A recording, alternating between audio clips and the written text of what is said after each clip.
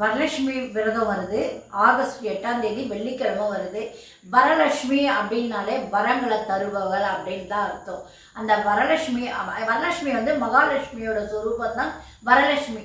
நமக்கு சொத்து சுகம் என்ன வேணுமோ அந்த மகாலட்சுமி இந்த வரலட்சுமி எல்லாம் ஒன்று தான். அவங்க தான் நமக்கு செல்வத்தை கொடுக்குறவங்க. 16 வகை செல்வத்தை கொடுக்குறவங்க இந்த வரலட்சுமி தான். நம்ம கேட்குற வரத்தை நமக்கு அள்ளி கொடுக்குறவளே வரலட்சுமி தான்.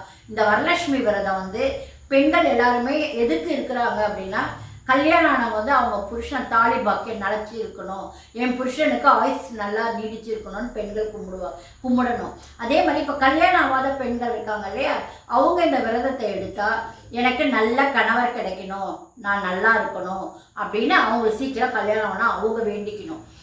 வீட்டில் பெண் குழந்தையோ ஆண் குழந்தையோ யார் இருந்தாலும் இந்த வரலட்சுமி விரதத்தை சின்ன வயசுலேருந்தே எடுத்துக்க சொல்லுங்கள்.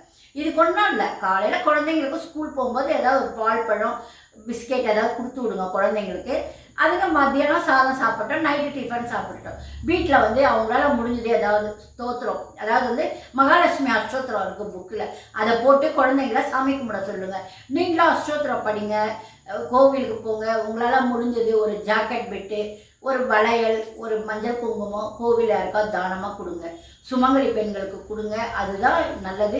உங்கள் வீட்டில் பழக்கம் இருந்துச்சுன்னா நீங்கள் வரலட்சுமி விரதம் நோன்பு கலக்கம் வச்சு எடுக்கிறதோ அவங்கவுங்க பழக்கத்தை பிரகாரம் செய்யுங்க. ஓகேம்மா.